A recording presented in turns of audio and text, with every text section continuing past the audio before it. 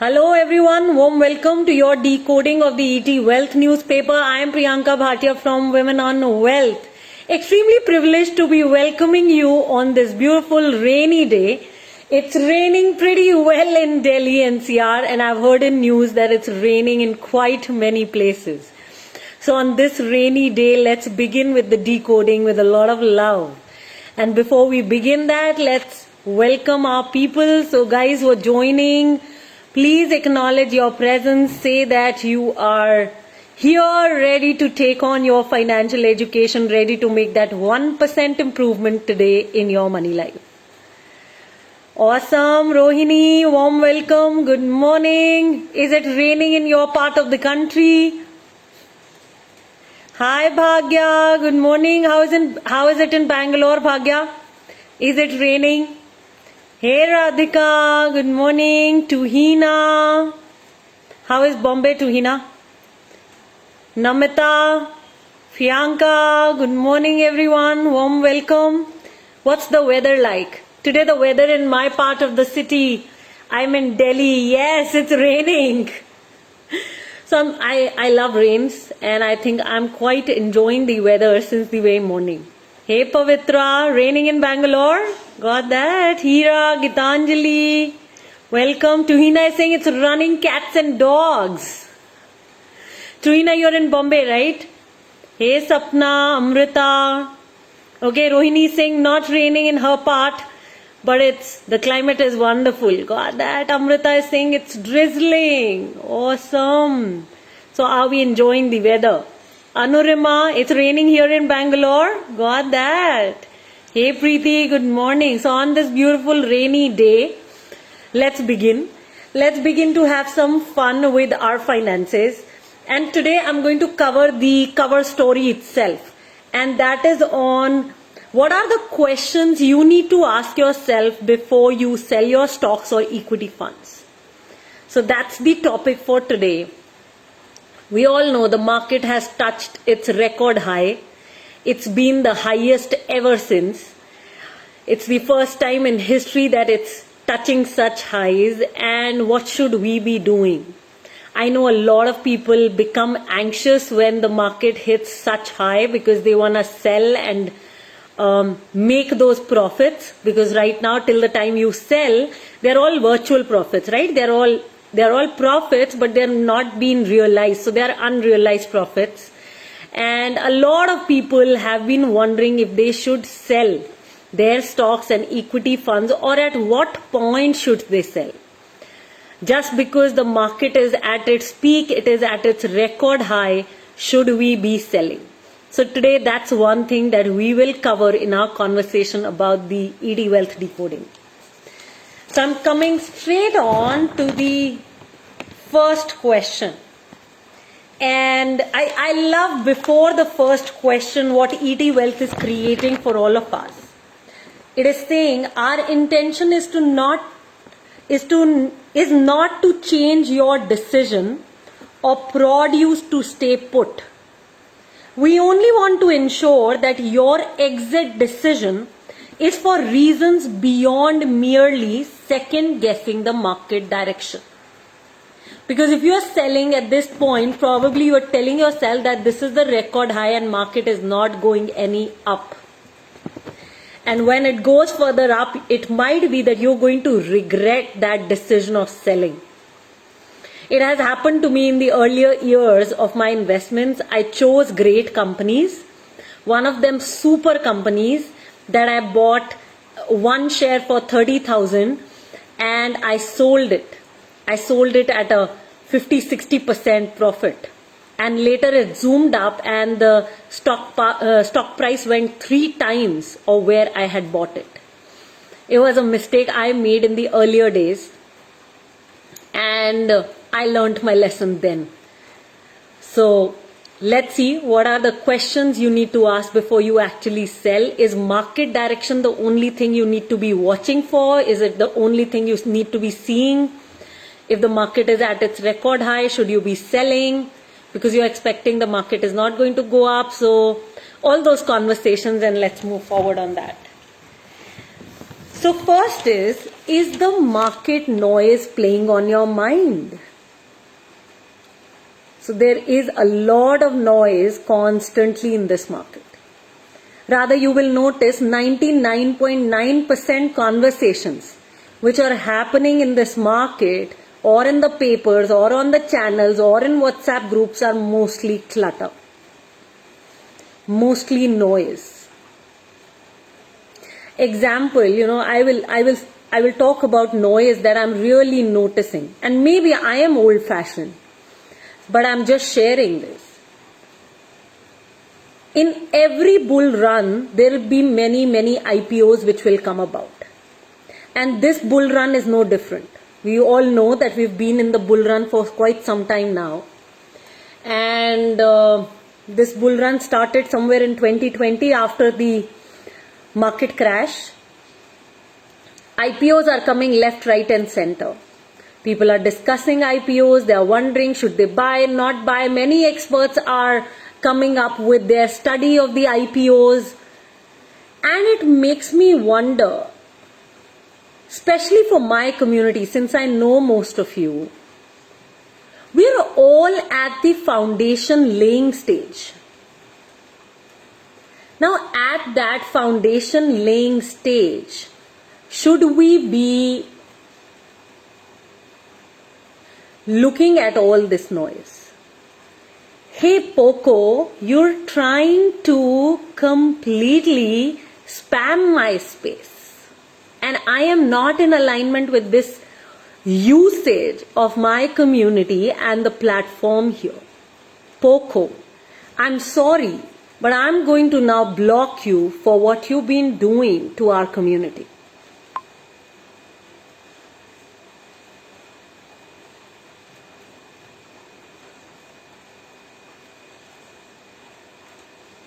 And inviting everybody to be mindful of what you put in this community. I have built it brick by brick with my team. Got that, Sheetal? Sheetal has banned him. Thank you so much, Sheetal. Okay, coming back. So the market noise is going to be around, and it's going to probably deflect you, take you out of the space where you need to be. I'm noticing so many IPOs are coming, people are discussing them, so many experts are talking about them. And my biggest question here is, are we ready as a community with the level of portfolios which we have? How many goals have we ticked with our investments? Or is it just a short-term money-making activity that we are indulging ourselves into? So there's a lot of noise that I am noticing. A lot of our investors are also falling for the noise.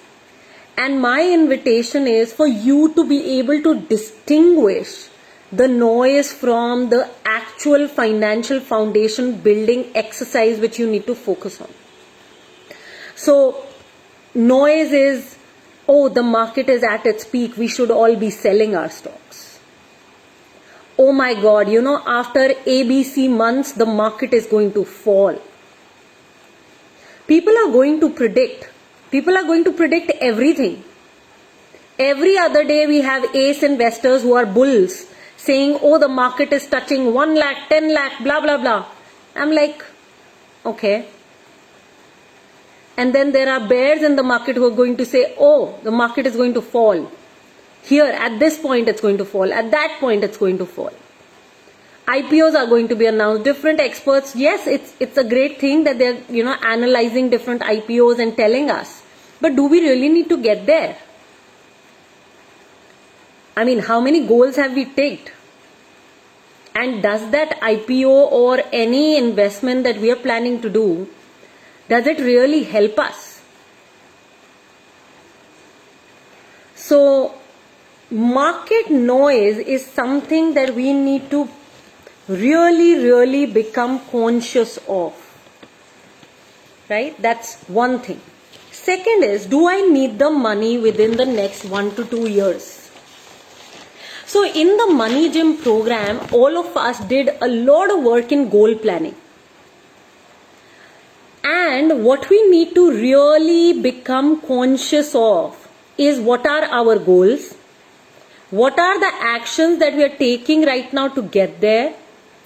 And here, if we are 2-3 years away, of course we want to save all the money that we've invested and grown from the volatility of the market. And we are going to take that money out. I know most women in our community are near around my age. Most, 95% of you are in the age group of 27 to 45. And none of us really have any goals which are really nearing anytime soon. So I'm not sure if really there is a need for you to exit, because none of the stocks or funds are actually going to deal with any volatility with your goals in view. So that's the second point. The third is my equity exposure above the desired allocation? And what I invite each one of you to do is, in the Money Gym program, we have an entire structure called the net worth sheet. And that net worth sheet is clearly telling us how much diversification we have with regard to each investment, and how much diversification do we have with regard to each asset class. And then we're looking at how each investment is connected with each goal. And then what are the returns? This is the entire net worth sheet that we have built with formulas and everything in place. It's a system in itself. And anybody who rigorously follows the net worth sheet is going to save herself from exposing herself too much to equity or really not exposing herself to equity. In our community, we are barely beginning to get started. None of us here are overexposed to equity. It's not that your 80-90% of your portfolio is in equity. And unless it's that, there is really no point selling. And even 70-80% is fine if you know what you're doing in the equity market with your equity mutual funds or your stocks. So that's another conversation. And guys, what we speak here on the Facebook page, Instagram page can be a lot of theory. But if you actually start using the tools that you've learned in the Money Gym program and in the stocks course, you can actually make everything that we're talking about practical. Because one thing that I definitely want in our community is that nobody becomes an information junkie here. In finance, this is the biggest noise or the ditch. We will be information junkies. We will think that yes, we know it, but when it comes to practical application, most of us would have not done that. And that's why the programs and the tools of the programs come handy. Guys, any questions? Anything that you have to ask among these 3 points that I've shared? Total, we have 8 points. I intend to take you over all 8. So the market noise, recognizing it. Second point is, do we need the money within 1 to 3 years, which means the goal planning part. Third is our equity exposure really above the desired allocation, which is the net worth sheet that you've all worked on in the Money Gym program. So any questions that come to your view from these conversations and these questions? Hey Srija, Ridhima, Rohit, Ishika, warm welcome.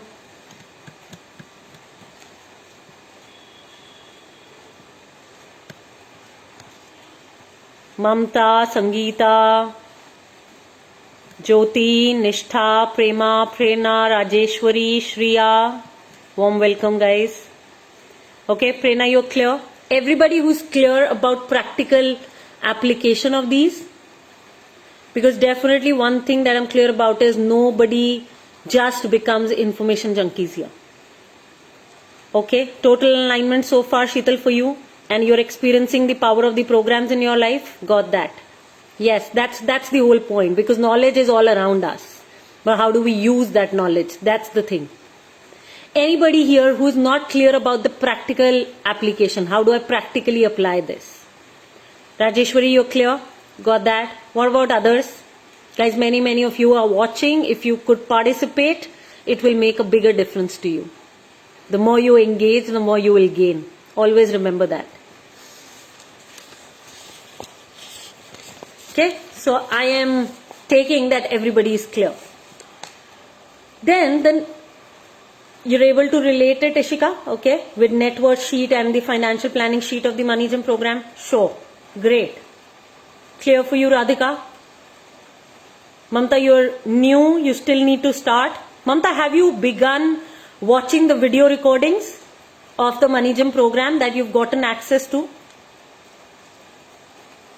Prerna, you're clear on the practical application? Got that. Bhagya, you're clear. Awesome. Preeti, no confusion.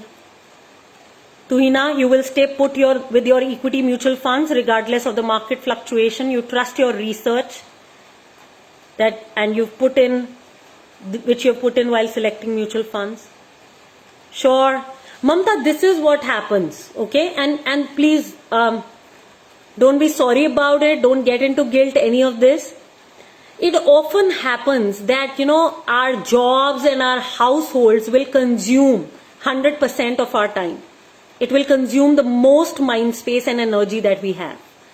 And this is why in the community we believe in just making 1% improvement a day.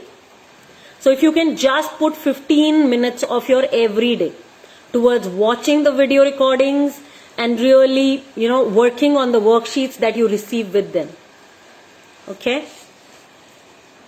It will help you with all the practical application. Jyoti, you've made the mistake of churning your equity portfolio in the past. Got that. You've better clarity now. Brilliant. Yeah, we'll all learn from our mistakes or each other's mistakes. Let's begin. Now the fourth question. Is the stock or equity fund underperforming the market? Now, if you have selected good quality companies which are stocks, or you've selected good quality mutual funds, it's not that because you've put in the study and because you've picked the best, immediately you will start making money on them. Doesn't happen like that. There are certain companies in my portfolio that I kept for years, like really years and donkey's years, because I just trusted in those companies, and I trusted that because their financial performance is so brilliant that they will make money in the market. I was clear about that. And yes, today, after for some companies, I've been waiting for now 5-6 years. I have 20-25% rate of return on those companies. But on other companies, I have over 100% return. And I've been averaging the cost throughout. So this 100% or 25% or everything is inside of averaging month on month. So what I want to say is that once you research your companies or equity funds well, you need to just stay put with them. If you've researched, there is a good methodology that you've used, not on hearsay, not because some expert said and you bought, not because an advisor said, broker said, some tip you got. No, I'm not talking about all of that. I'm talking if you've actually studied, say you studied with the community in the inner circle, you studied on your own, you picked good quality investments, now you need to persist with them. So one of the important attitudes of any investor is to focus and persist. The moment you lose the focus, the moment you lose on that consistency, you will fail, you will fall for the noise which is there in the market. And that is where you need to be cautious. That, okay, what am I doing? What's happening with my investments? So if you look at the net worth sheet, your stocks portfolio sheet of the Money Gym program, or the mutual fund portfolio sheet of the Money Gym program, they're all telling you the investments that you picked, the asset allocation you have, the diversification that you have, and the rates of return that you're generating. And initially, the rates of return may not be high, and you got to persist. Sometimes for a long time, the returns might not be great. Could be 3 years, 5 years.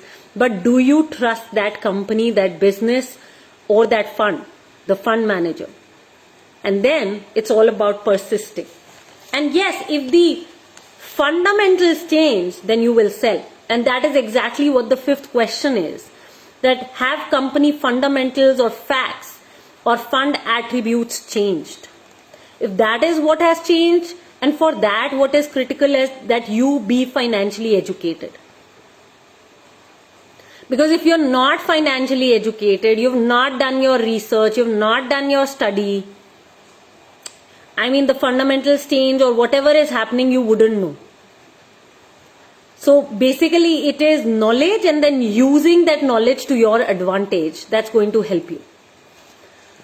So fundamentals is one. I'm reading a line which I quite liked from this paragraph under have company fundamentals changed. In the absence of material changes in the company fundamentals or fund characteristics, exiting the investment may not make sense. So while we all think whatever we do is making absolute sense, it does make absolute sense to us. But if we start talking with other people, we may notice that it is not making sense. So that's why I also believe in the power of community, and I believe in the power of people coming together. Like I do believe in the power of families. I believe in the power of communities, togetherness. Because how many changes can you notice? You might sit in your bubble, but if you are actually having discussions about the companies that you've invested in, it can open your eyes to a different kind of viewpoint which wasn't available to you by yourself.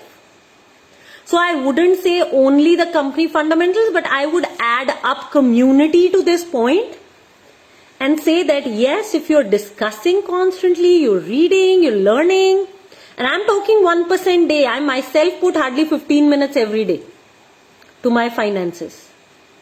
So if we can just keep doing that. Next, are the stocks or funds past their shelf life? Which means that they've already hit the peak and there is nowhere further to go.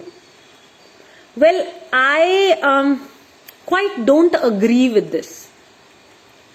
So, be ready to make a swift exit from a stock or fund once the gains are captured, it is saying. The story can take a dramatic turn within a few years. Such time-bound bets are best played as tactical investments. Now, I am not an investor like that. Maybe my temperament is different. And I am not somebody who invests in investments which have a short shelf life. I believe in companies and funds which are here for the long time, which are here to serve the community for a long, long time. So yes, all this conversation around timing the market just doesn't go with me. But that's my bias and that's my view. I don't want to kind of do any investments which have a shorter life. Like I know there were investors around me who, when they saw that the coronavirus crisis had hit us, the first wave, they started entering the pharma business. The pharma index funds and all of that. And I somehow am somebody who feels that, when the first wave had already hit, then I was already late for that kind of an investment. So I don't go for investments which are that short term, which have that short a shelf life. Okay, next question is, have we accounted for all the costs? So if you're already in a tax bracket which is the highest, or even if it's the second highest, it actually makes sense to go over the cost. This is also one reason that actually stops me from exiting my stocks, especially the ones where my gains are quite high. Because I can sell them, but then what will I do with that money? And when I sell them, and am I only going to pay taxes with my gains? So what's the point? So I'm reading a couple of lines from here. Someone who is exiting within a year of investment faces a tax of 15% on entire gains. This is apart from the usual brokerage cost and other levies like STT. When selling units of equity funds, you may also incur an exit load of around 1% of the total proceeds. So that's another thing to look at. The last one. Am I holding too many stocks or funds? Well, this you would know if you are maintaining your stocks portfolio sheet. And of the Money Gym program, in the stocks portfolio sheet, we also share this in the stocks course. And it tells you how much you are diversifying with each investment. Are you holding too many of them? Like, I am clear, I am not going to buy more than 10 stocks, 10 companies ever. For me, it becomes clutter. And at one point, I had cluttered my portfolio and then I exited it. And now I have a very concentrated portfolio, which is now giving me far more returns than that, that portfolio which was cluttered. So the more concentrated your portfolio is, the more the returns are going to be. And the most potential you're going to explore, because you've employed your money in the best investments according to you. And also the same I feel for equity mutual funds, though I have just some funds in my portfolio, and I anyways don't believe in buying more than 4 or 5 funds together. So yeah, these are all the questions that you need to ask yourself when you are thinking of even exiting from this market. What are you guys getting?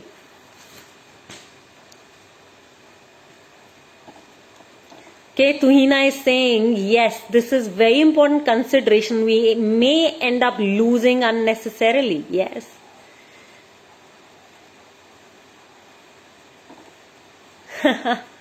Prerna, I like that question and I like that answer. She's saying, how do you know if any stock has reached its shelf life?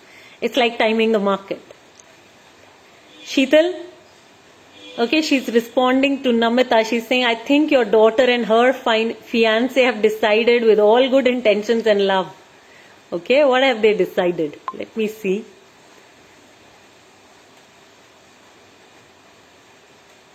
Namita, your daughter's marriage is next year and she's adamant she and her fiance will fund the marriage. Okay, that's great. I think that's an absolute privilege as a parent to have children fund their own marriage. Yes.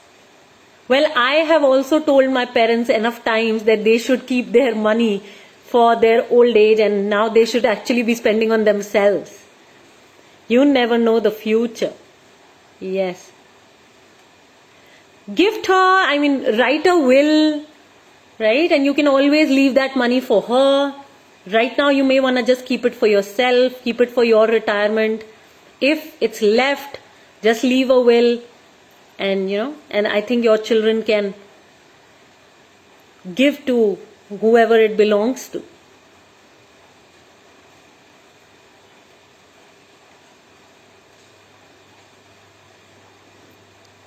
Ignore the market noise, Rajeshwari. Focus on your financial goals. Sheetal is saying, I've become an intelligent and a patient investor with yet another decoding with the community. I think that's a very important point. Because I notice people, they miss being patient. But when you're constantly engaging yourself in conversations like these, it may take care of you and your emotions.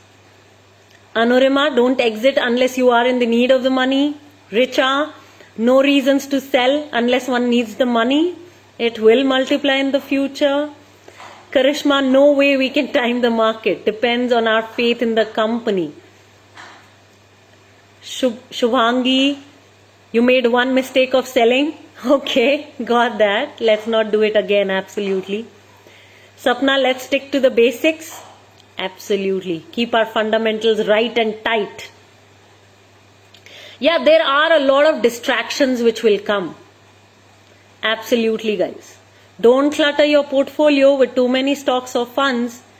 You can't be part of every good stock, every good opportunity. Yes, like you can't marry every nice guy that you see around. It's like that. You can't like take up everything. Have faith in your research. Absolutely. Ignore the market noise. And actually, if you buy good companies and you stay put with them, even if you don't do too much hanky-panky, you're going to make money. It's like that. I would now like to point out some noise from the ET Wealth. And I will not name people, but I will just read what is written.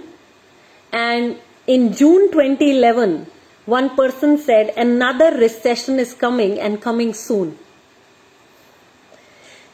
In May 2012, somebody said, I think we could have a global recession either in Q4 or early 2013. It never came. March 2013, when the latest bubble pops, there will be nothing to stop the collapse. If this sounds like advice to get out of the market and hide out in cash, it is. So people will give you all this advice, okay? They'll try to scare you, they'll try to, kind of panic you, and who you are in that moment will actually build you up. So you want to build your finances, you got to build yourself up. You got to build your emotions up. And I really believe in the power of personal development, self-training. A lot of it I indulge in myself on an everyday basis. I kind of indulge in it with my team. And I think that is one conversation we all need to move towards. March 2013, one person said, we've got a much bigger collapse coming. I'm 100% confident the crisis that we are going to have will be much worse than the one we had in 2008. Really? 2013, the market is going to have one more rally. Then once we get above that high, I think it is going to be more treacherous. I think it is all preordained right now. All noise, a lot of noise. So I'm giving you examples of all the noise around. September 2015, we are headed towards a strong correction and possibly a complete meltdown, but not systemic like 2008. I do think we are in a very massive bubble, and when it bursts, it isn't going to be pretty. It could be a bloodbath. Last one, I'm reading from 2016. Sell everything. Nothing looks good. And these are all examples of a lot of noise around us, which probably we need to stay away from, we need to stay aware of. On this note, guys, I'm closing the live. I trust you've gotten all your lessons for today for your financial expansion and growth. Before I leave, I could just quickly read through, okay, fear mongers. Yes, absolutely. I see a lot of laugh around in the community, which I'm loving. Please let the good old portfolio remain. Absolutely, Jyoti. Rohini, I always remember what Priyanka said. Can't marry every nice guy, you see. Yeah, it's my very old dialogue. You will often hear me saying this in the stocks program for sure. That helps me stay out of emotional shopping temptations. Thanks for that quote, Priyanka. Sure, Rohini, absolute privilege. Thank you for all that love, everybody, that you've been sharing. On this note, guys, closing the live. See you around. Take charge, stay safe, and keep learning, keep growing. We stand for each one of yours financial progress. Take charge.